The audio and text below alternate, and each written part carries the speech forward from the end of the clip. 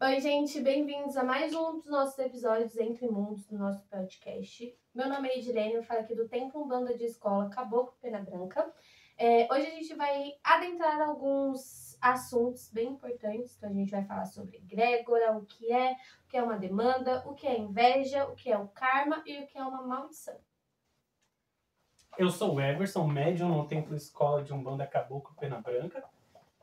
Sou Elisângela, sacerdotisa do Templo Escola Caboclo Pena Branca, vulgo Mãe Lili. Hoje o tema é bem assim, polêmico, né? O que é uma egrégora, o que é uma demanda, o que é uma maldição, tudo isso é coisa ruim, tudo isso não é, isso existe, não existe. Bom, acho que a primeira coisa que a gente tem que lembrar é que energia existe em qualquer forma. Seja na fala, seja nos elementos mágicos, tudo tem poder, tudo tem energia, tudo vibra. Então, todas essas palavras, né, têm um significado e cada uma traz uma energia diferente. Di, você pode explicar um pouquinho pra gente o que é uma demanda? Claro, vou explicar para vocês, gente. Bom, uma demanda ela é uma energia negativa enviada ali de forma consciente. Então a pessoa ela sabe o que ela está mandando, para quem ela está mandando e para qual finalidade ela está mandando, né? Então ela sempre vai ser de uma forma consciente. Às vezes, mas eu acho que são raras, né, as que acontecem, que são as demandas de forma inconsciente, visto que os nossos pensamentos, né, eu acho que não existe demanda maior que os nossos próprios pensamentos, né? Eu acho que quando a gente pensa de forma negativa, a gente intenciona, a gente já está ali atrapalhando não só a nossa vida, mas a vida do próximo. Então a demanda é sempre ali uma energia consciente. Pegando esse gancho, a demanda, muitas vezes, quem faz uma demanda, ela não usa só a questão do pensamento. Ela usa outros elementos com a intenção de atrapalhar, com a intenção de mexer na vida do outro. Às vezes ela acha que fazendo uma, né, mandando algo para o outro, por isso que fala demanda, né, que é de mandar, de enviar. Quando ela fala em demanda, que ela está mandando alguma coisa para o outro, às vezes na cabeça dela, eu estou enviando porque é justo, né? Não está do jeito que eu quero, eu vou mandar para o outro, porque o outro precisa sofrer, o outro precisa pagar. E aí ela passa por esse crivo dela de ser justo para ela e ela manda demanda.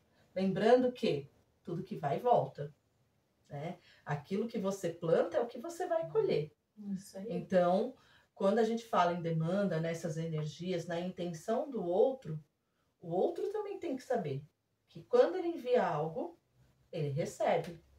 A gente fala que ali dentro das nossas energias, quando você manda algo para alguém, quando você faz uma magia para alguém, quando você faz uma demanda, manda uma demanda para alguém, 50% já é seu. 50% vai para a pessoa, mas 50% já é seu. Porque você foi um mal intencionado. Então, você plantou a semente.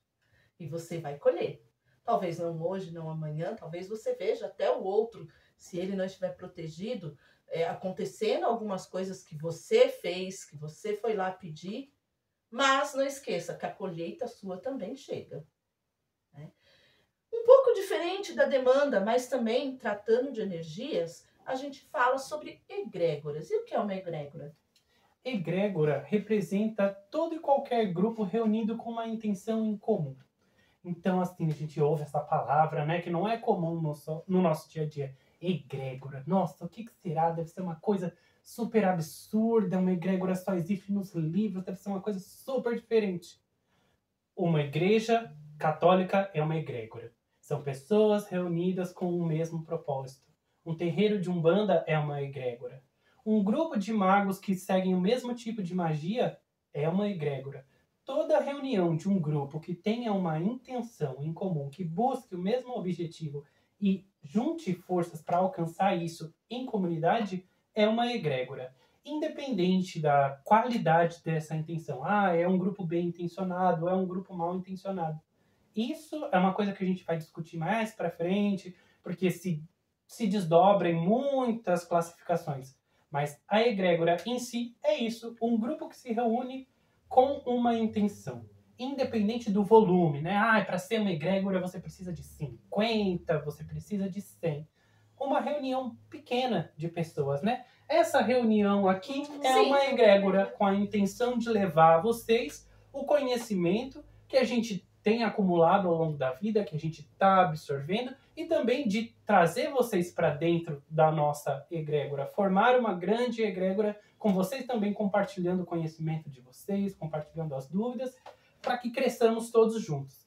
Pois é. Então, a egrégora, ela pode ser uma egrégora de uma energia boa, de uma energia que vai abranger mais pessoas, inclusive as pessoas vão poder sentir essa energia. Como pode ser uma egrégora mais negativa, mais pesada, que também as pessoas mais sensitivas vão conseguir sentir, vão conseguir perceber.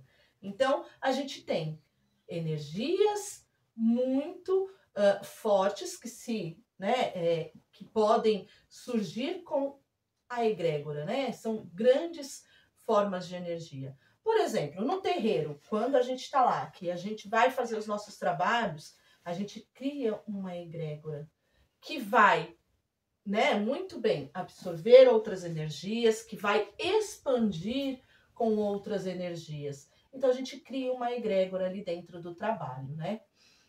Pensando em egrégora, em trabalho, em demanda, em muitas coisas, existem outros tipos de energias que são tão comuns em nosso meio e que nem sempre as pessoas entendem isso como um tipo de energia que pode atrapalhar a sua vida. Mas, por exemplo, sabe aquela pessoa que você comprou uma blusa nova e ela fala: ai, eu gostei tanto da sua blusa, queria tanto ter uma igual. Nossa, seu cabelo tá tão bonito. Você viu?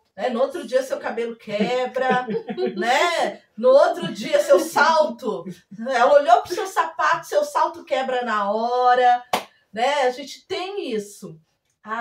Tão comum, inveja, olho gordo, olho de seca pimenteira, né? Aquela pessoa que olha até a plantinha, coitada, seca, né? Um olho de seca pimenteira. E como é que se dá essa questão da inveja? O que será essa energia de inveja, gente?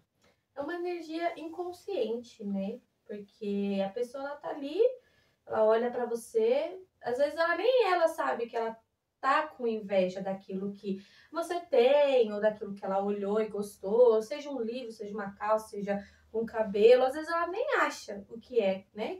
Tô aqui invejando, mas ela acaba mandando essa energia pra você. E aí, como a mãe Lili falou, às vezes ela tá ali, você olha ali, cabelo bonito, tal, no outro dia seu cabelo quebra, sua calça rasga, a sua saia já não entra mais em você, e por aí vai, né? Então, a inveja é uma energia enviada ali inconscientemente, porque nem sempre a pessoa está consciente do que ela está sentindo e está te enviando. E essa inveja, geralmente, ela vem, a força dela está na palavra da pessoa, né?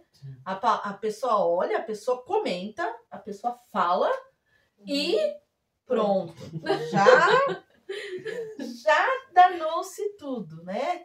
Às vezes a gente tem pessoas que fazem parte do nosso ciclo de amizade, são pessoas queridas, mas que você fala: meu Deus, isso aqui eu não posso nem mostrar para fulano, que se eu mostrar para fulano... Vai quebrar. Vai desandar. Vai desandar. É o tal amigo que ele é seu amigo. E não é que ele seja ruim ou que ele queira o seu mal, mas ele inveja tanto, né, aquilo que você tem. Às vezes há pessoas que invejam ser outras pessoas. Sim. Ao invés dela fazer um caminho e buscar ser diferente, não. É mais fácil para ela invejar ser o outro, falar do outro, né? Querer estar na pele do outro. Mas ela também não quer viver ver os perrengues do outro, Não né? quer calçar a sandália do outro. A né? sandália do outro ela não quer calçar, mas colher os louros todo mundo quer, né? Todo Sim. mundo quer. Essa é a tal Inveja. energia da inveja. Uma energia que pode, gente. Acreditem, ela pode destruir muitas coisas na sua vida, inclusive seus sonhos. Quando a gente fala, fecha a boca, não é tudo que você pode contar para os outros. É sério isso. Porque você pode, às vezes, contar com boa intenção, na intenção de compartilhar os seus sonhos, e a pessoa ter inveja dessa sua força, desse seu sonho, desse seu empenho, e acabar emperrando tudo isso, mandando uma energia tão negativa que vai acabar te desmotivando. E aí você fala, nossa, não deu certo. Ai, né, não sei o que, não deu certo. Eu queria tanto, mas não deu certo. Você acaba se desmotivando por conta da inveja do outro, E né? passa a culpar inimigos invisíveis, né? Uhum. É uma coisa que, infelizmente, com a constância pode atacar até a sua fé. Fala, poxa, mas eu me dediquei tanto para isso que eu queria, eu fiz o que eu fui orientado, ou fiz o que eu achei que era melhor, e mesmo assim não foi. Mas é uma energia tão consumidora da prosperidade que ela leva a esse lugar. E ela pode mesmo atacar a sua fé. E assim, não sendo gratiluz, mas como forma de aviso, a inveja é uma coisa que é destrutiva para o outro, mas também é muito autodestrutiva, porque ela te coloca num padrão vibratório de mágoa, de ressentimento. Ela não te abre o espaço para melhorar. Né? Assim como a mãe Lili falou, você inveja o outro, em vez de usar o outro como inspiração, poxa, vou me espelhar no fulano, vou buscar ver como é que ele está fazendo para me aprimorar. Não, você só quer os louros, você só quer a vitória e você não sabe pelo que o outro passa. Então você fica naquele lugar de baixa vibração, de só querer e só ressentir. Então você também, né, quando você é o invejoso, você fica naquilo, mas nada acontece para mim. Porque você estabeleceu na sua mente que nada vai acontecer para você, que você é sempre o coitado da situação, que nada tá bom. Então, assim, a inveja ela é perigosa tanto para quem é o alvo, tanto para quem direciona. Porque o alvo sofre com essas perdas energéticas e você se mantém, né, quando o invejoso, num lugar de tão baixa vibração que você não abre caminho para a prosperidade, porque a sua boca também te amaldiçoa no momento que você pede o do outro e não se dedica a trabalhar, a buscar o que você quer. E tem também aquela questão do invejoso disfarçado. Sabe aquela pessoa assim que fala, nossa, ai, parabéns, você foi ótimo, viu? Parabéns, você foi ótimo. Aquele Ai, sorrisinho mas- de crocodilo. Mas será que vai dar certo? Olha, é perigoso, né? Você tá se Ai, esforçando você tá se esforçando tanto. Será que vale a Ai, pena? mas eu acho que não vale a pena. No seu lugar, eu acho que eu não faria. É muito Nossa, é desgaste. muito doido fazer Esforço. isso. É uma inveja disfarçada, né? Porque ele te dá os parabéns, ele sorri pra você, ele te dá um tapinha nas costas, mas aí ele vai te desmotivando, te desmotivando. Aí quando você tá lá no limbo, ele fala, nossa, mas por que você chegou aí? Nossa, ai, fulano tá no limbo. Né? Mas ele já te desmotivou. Quando você tava lá naquele gás, ele foi te desmotivando, ou naquela inveja, aquela coisa disfarçada em cima de você. Sim. E acabou tirando as suas bênçãos, né? Entre aspas, tirou as suas bênçãos, tirou essa sua energia, a sua vitalidade dali. Então, a inveja, ela tem um cunho muito ruim. Bem diziam os antigos, né? A pior maldição que existe é a língua alheia, né? Que a língua do outro é também uma forma de amaldiçoar, de maldizer. Ou seja, o nosso próximo tópico, Isso é que eu ia falar. maldição. E o que é Eita, maldição. Palavra Maldição, pesada. palavra, é uma palavra assim que já traz, né?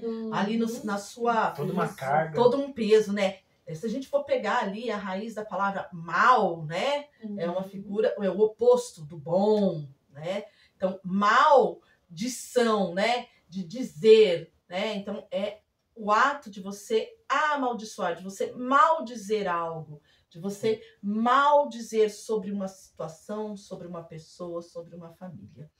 E aí a gente tem aí maldições que são carregadas de gerações em gerações, que a gente fala são maldições familiares. Ai, a maldição da família. Em um tempo mais antigo, né? E quando eu falo num tempo mais antigo, era na época em que não existia tantas mídias, tanta comunicação, né? Era uma época de tradição mais oral. E aí os nomes também que a gente usava para algumas energias eram outros, né? Então a gente falava assim, nossa, aquela família é amaldiçoada. Por que que a gente falava que a família era amaldiçoada? Porque quando a gente pega de geração em geração, eles vêm repetindo padrões, né? Padrões de comportamento, padrões de vivência, que até mesmo sem perceber, as pessoas vão reproduzindo, né? Eu vou reproduzir, a minha mãe reproduziu o que minha avó fez, a minha avó reproduziu um padrão lá da minha bisavó, eu vou reproduzir um padrão da minha mãe. E aí isso se torna o quê? Uma maldição de família. Porque a gente vai reproduzindo inconscientemente alguns padrões, né? Que foram ficando ali enraizados na família. E ao longo dos anos, ao longo das pesquisas, dos avanços, essa questão de maldição de família, a gente vai ver lá na área, né, na área médica, que isso pode vir a ocasionar alguns vestígios até a nível de molecular, a nível de DNA, né, que a gente vê hoje tantas pesquisas que mostram que há padrões de família que vão repetindo através do DNA e que acabam sendo coisas de fatos, por exemplo, algumas doenças que vão se repetindo ali na família. São padrões também energéticos, são padrões de vivências, é a fala das pessoas, né? Ah, isso não vai dar certo, isso é mal de família. Ixi, essa família, na sua família só tem beberrão, você também vai ser beberrão. Na sua família só tem confusão, essa família só cria confusão. A palavra dita, né? Você cada vez reforça mais esse padrão, essa fala de que aquela família ou aquela pessoa vai repetir tais padrões. E aquilo fica incutido lá dentro da nossa cabeça, de modo imperceptível. E quando você vai ver, as suas ações estão repetindo o mesmo padrão familiar. Sem que a gente dê conta, né? Você vai vendo, vai repetindo, sem que se dê conta. E como é que a gente pode quebrar uma maldição de família? Como que a gente pode quebrar algo desse tipo? Existe uma fórmula mágica? Acho que uma fórmula mágica não. Mas você encerrar os padrões, que foi o que a mãe Lili falou. A partir do momento que você identifica que é um padrão da sua família agir de tal forma e você percebe que isso está em todas as gerações, seja na sua, na da sua mãe e afins, é o momento que você precisa encerrar esse ciclo, então quebrar. E aí, a partir daí, agir de uma outra forma. Que o que não é fácil, né? Às vezes, quando se luta sozinho, assim, entre aspas, né? É muito mais difícil. Mas acho que para mudar essa questão de maldição familiar ou de outras maldições, é você identificar e já agir e tensionar de uma outra forma, para que aquilo dali comece a se reverter. Exatamente. Existe alguma oração, alguma coisa que a gente possa fazer, ou a gente só descobrir já é o suficiente para quebrar a maldição? Acho que isso é muito variável, né? Depende muito de onde é a origem dessa maldição. A gente já falou, por exemplo, de demandas, a gente está falando de manipulação de energia. Às vezes essas maldições não são só aquilo que as nossas vós falavam, né? O praguejar, usar da fala para desejar o mal. Algumas pessoas, né, mal intencionadas e com um conhecimento maior, vão elaborar a intensidade do que ela manda para o outro. Então ela pode fazer, né, dependendo da religião dela, seja um trabalho, seja rezar salmos ao contrário, que é uma coisa que ainda não é muito falada assim abertamente, porque ainda tá aquele conhecimento que deve ser abafado, mas que existe, né? Que pessoas que têm uma crença mais voltada para cristã, católica, sabem disso, né? É um conhecimento de antigos, muita gente se falava isso. É uma cultura que existia, né? O rezar nas costas de alguém, que é uma forma de maldição, que pode se estabelecer com o tempo uma maldição geracional, né? A pessoa não sabe o que é, não consegue curar, e é como a mãe Lili falou, vai ficando na cabeça e ao mesmo tempo você alimenta aquilo, você se torna de forma inconsciente aliado de uma coisa que jogaram para você, porque você naturaliza, você não para refletir, como a Edilene trouxe, né? Essa questão de parar para refletir e falar, será que isso realmente faz sentido? Esse é um padrão que eu tenho na minha vida, esse é um comportamento que eu tenho, eu só estou fazendo ele no automático porque alguém me disse que é assim e que sempre vai ser assim. Então você vai nessa pesquisa, né, nesse buscar dos padrões, também entender essa realidade. E a partir da sua religião, seja qual for, mas aqui quando a gente, né, traz para nossa, vai atrás dos seus guias, vai atrás de uma consulta espiritual para entender exatamente, né? Falar, isso aqui surgiu comigo, é uma maldição só para mim? Ela tem mais algum elemento do que só a fala, do que só a intenção? Então é um trabalho que se faz junto, né? É seu, é uma reflexão profunda, mas que você pode buscar ajuda, porque também às vezes a maldição pode dar esse peso de que você está sozinho, né? Você foi amaldiçoado e como você foi amaldiçoado, você vai resolver isso sozinho, é um problema seu. Jogaram um problema nas suas costas, você que se vire. Mas quando você está dentro de uma egrégora, você pode buscar o apoio dela para a resolução dos seus problemas. Você chega lá e fala, olha, descobri esse padrão na minha vida, minha avó fazia, minha mãe faz, eu estou fazendo, será que é geracional? Olha, tem uma outra coisa também, eu não sei se é só minha. A partir desse momento você se conecta com eles, né, com a sua egrégora, não só com os guias espirituais, mas também com seus irmãos, com a sua mãe de santo, com seu dirigente, seja lá como você preferir chamar, para abordar essa situação, para ter essa leitura e entender melhor, né, o que está ali por trás. Se existe uma maior manipulação de energias, de elementos. Exatamente. E aí, a partir disso, você vai lançar mão daquilo que você sabe, né? Seja através de orações, seja através de banhos de ervas, seja através da magia do fogo, né? A magia das velas.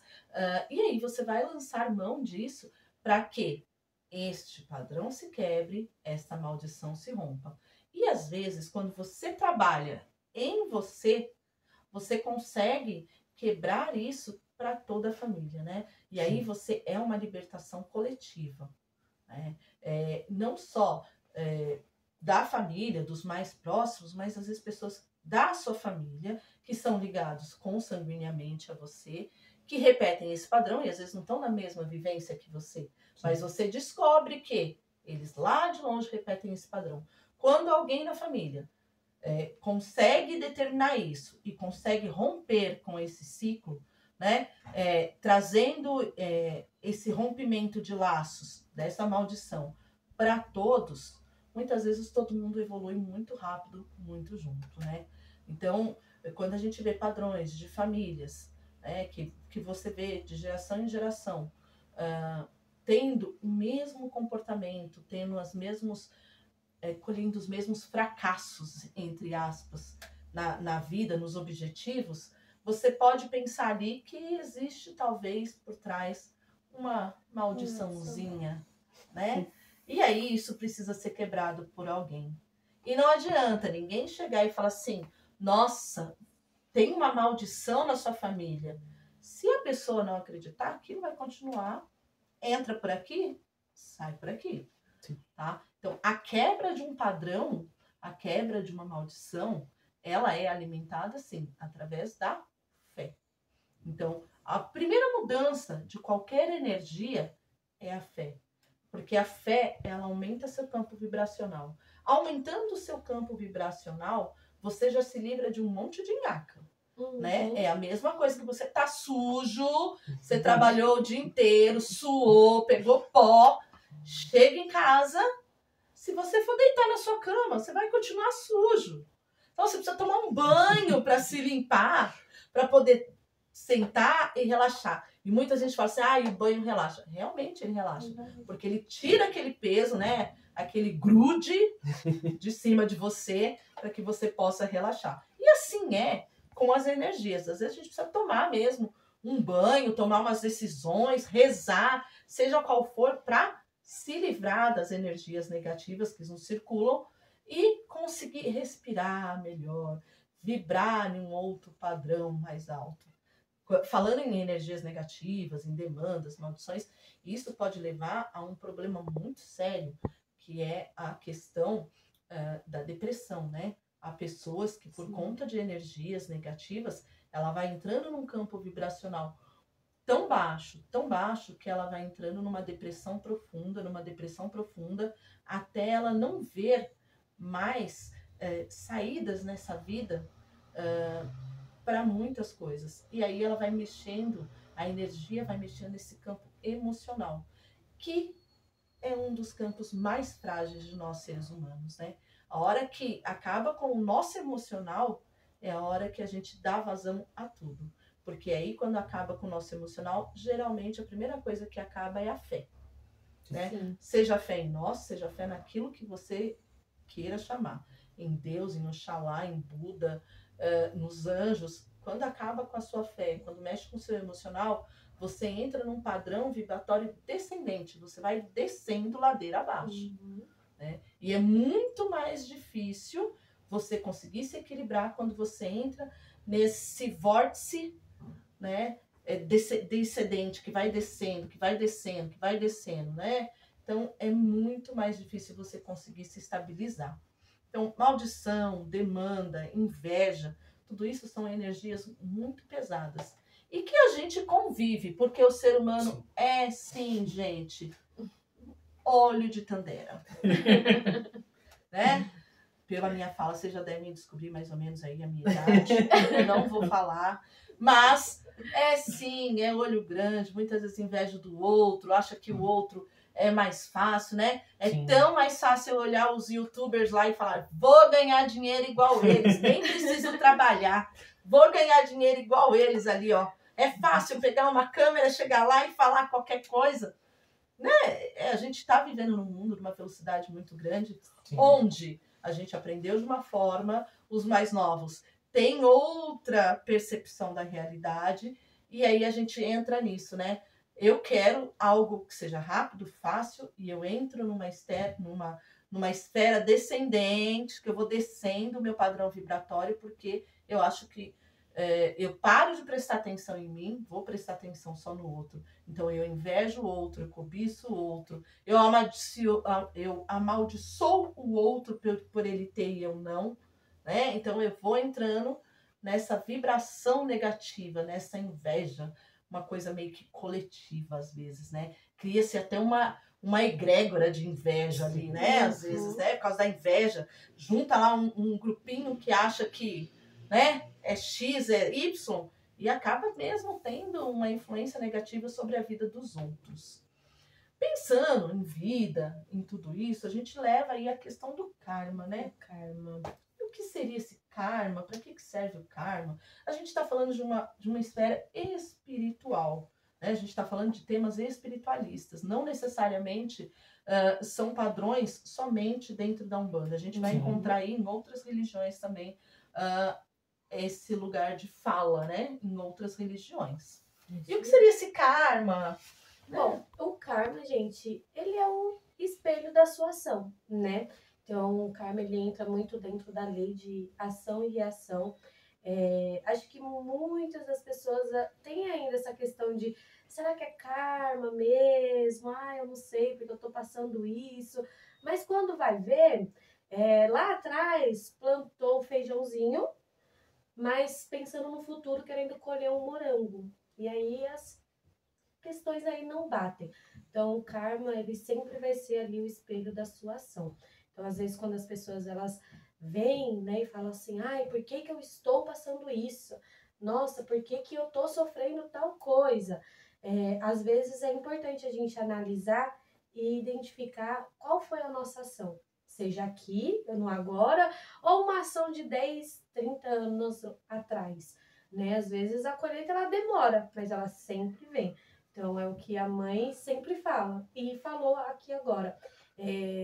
Quando a gente demanda algo, 50 é do outro e 50 é seu. Porque quem foi o intencionado foi você. Quem plantou foi você. Então, as pessoas elas têm muito medo do karma, elas têm muito medo de viver o karma, mas é porque elas têm medo de viver a própria consequência do seu ato. Então, acho que é isso que é o karma, né, mãe? Sim. E lembrando que quando a gente fala de um campo espiritual, a gente não está falando somente de uma encarnação, né? Sim. A gente vem falando de outras encarnações. Então, o karma é o espelho daquilo que você faz, independente da sua encarnação. Então, há karmas que a gente traz, sim, de outras vidas. Por quê? Porque eu fiz, eu plantei. E, de certa forma, eu vou colher. Se eu não mudar as minhas ações aqui no presente, eu posso vivenciar esse karma várias e várias vezes, um karma com uma energia mais negativa do que positiva. Por quê? Porque eu continuo fazendo da mesma forma, né? Não adianta eu mudar de roupa se eu não mudar o meu caminho. As pessoas que me viram vão saber que sou eu. Ué, eu mudei de roupa, mas eu não mudei de caminho. Então, as pessoas que passam, por onde eu vou passar, vão saber que sou eu do mesmo jeito. Sim. Não adianta. Se eu não quiser fazer do mesmo jeito, eu vou ter que mudar de caminho. Não adianta só eu trocar a roupagem. Eu preciso mudar de caminho para que as coisas sejam diferentes. Então, às vezes, a nossa ação, é mais fácil jogar, né? A culpa em outra pessoa, a culpa no karma, a culpa nas maldições, a culpa seja lá no que for, nas macumbas. Ai, fizeram macumba para mim, né? É muito mais fácil eu jogar nas costas do outro sem assumir a minha responsabilidade. Sem assumir a responsabilidade da minha vida, sem assumir a responsabilidade dos meus erros, das minhas ações. E que toda ação tem uma reação. Se eu for ríspida com você, você vai responder na mesma altura para mim. Sim. Assim como se eu tratar você com gentileza, provavelmente, por mais que você esteja num momento irritado, por mais que você esteja num momento ruim, a sua reação comigo vai ser diferente. Sim. Né? Talvez não seja com tanta gentileza, né? Tão brando, mas a sua reação, a minha forma de agir vai interferir diretamente na forma da reação do outro. E da reação do mundo para comigo. Né? Então, a gente precisa pensar. Então, esse karma, né? Lógico, lá dentro do budismo, você vai estudar o karma, o dharma e tantas outras formas de energia, mas, a grosso modo, o karma é isso, o espelho das suas ações. A gente pode conviver com o karma e achar que tá tudo bem, né? Sim. Que eu vou viver assim, sempre. Aí a gente pensa no complexo de Gabriela, né? Eu nasci assim, eu vivi assim, vou morrer assim, porque o karma, porque é meu karma, né? Mas karma, gente, karma que você pode mudar. Karma que você pode aprender também. Você pode aprender, né? Tudo. Nessa vida aqui, gente, tudo é aprendizado. A gente pode aprender, a gente pode mudar, a gente pode fazer diferente. Basta você querer fazer diferente, né? Pode estar difícil do jeito que for. A partir do momento que você toma a decisão de mudar a sua vida, de mudar os seus padrões, você com certeza vai ter a oportunidade e aí você vai vibrar uma energia diferente que vai atrair pessoas que podem te ajudar em determinadas situações, vai atrair, de repente você está lá precisando de muita ajuda, vai encontrar um espiritualista, vai encontrar uma igreja, vai encontrar um pastor, vai encontrar alguém que vai te conduzir para um lugar melhor. Mas a primeira coisa é você querer sair dali. Não adianta você não querer. E aí a gente fala, não adianta você querer pegar o karma do outro, né? Você vai lá se meter no karma do outro E aí você pega para você algumas coisas que não são suas. Porque você tentou interferir na vida do outro, trouxe para sua vida, sendo que o outro nem quer mudar de vida. Para ele tá cômodo ali. É o lugar dele de vivência, tá cômodo. E aí você traz para você algumas energias negativas desse karma do outro para a sua vida. Por quê? Porque você mudou a sua ação, o seu padrão, a sua energia para se adaptar à energia do outro e trouxe para você algumas energias que não são tão boas, né? E aí a gente pensa em outras tantas falas populares, como o Maria vai com as outras. Põe a mão em todos os karmas. A Maria vai com as outras. Deus me Ai, vou aqui, vou ali, vou lá, né? E vai indo e vai só absorvendo para ele as coisas que não são tão boas, tão positivas na vida dele. E aí final, vai se dizer, né? acaba não lidando com o próprio karma e nem com o karma que lá esticar, né? Exatamente. E nesse convite, né, sobre mudança, sobre ver as coisas sobre um aspecto diferente, acho que é legal também pensar no karma num aspecto diferente. A gente tem, né, como brasileiro, uma cultura católica muito forte. A gente liga muito o karma à ideia de pecado e punição. Quando, na verdade, o karma, né, se você reparar bem no que a gente vem falando sobre maldição, padrões de repetição, o karma, na verdade, é um convite a essa mudança. Ele mostra para você os padrões de repetição da sua própria vida. Não só, né, as maldições geracionais, mas o que você tem feito com você mesmo e que se repete. Então, assim, não deixar de pensar o karma como uma grande expiação de pecados, né, o caminho do Calvário da Madre Teresa de Calcutá. Não, ele é um convite. Fala, poxa, tá vendo que você sempre começa um projeto cheio de gás, move todo mundo, chega no meio você desiste e não tem uma explicação razoável? Você repete, você repete, você repete. O karma te mostra, fala, aqui a gente tem um problema, vamos trabalhar isso? O karma é um convite para o seu crescimento. Ele não é uma expiação de pecados para que você tenha que pagar para alguém, para você se elevar e estar bonito na presença de alguém, né? Na presença de Deus, na presença do ser maior. É que você esteja bem na sua presença, que você entenda onde você está errando com você, né? O karma é um presente de amor, né? De você se acolher e falar, poxa, eu quero crescer e eu quero superar isso. Sair dessas amarras que eu mesmo criei para mim. E que às vezes não são visíveis, né? É tão comum, a gente repete tanto que você fala, eu sou assim. A Gabriela. Sim, exatamente. Esse complexo que não é pra gente. Acho que a gente faz um convite. Você já pensou sobre isso? Tem alguma maldição que você acha que seja da sua família? Algum karma que você acha que tá pagando? Você já tentou mudar seus padrões? Você já tentou analisar a sua vida? Você já tentou pensar pelo ponto de vista do outro, se colocar no lugar do outro, ao invés de se ver como vítima, se ver como ator da sua própria vida? Vem com a gente, é um convite. Venha, seja ator da sua própria vida. E continue aqui com a gente, no Entre Mundos. Axé. Axé. Axé.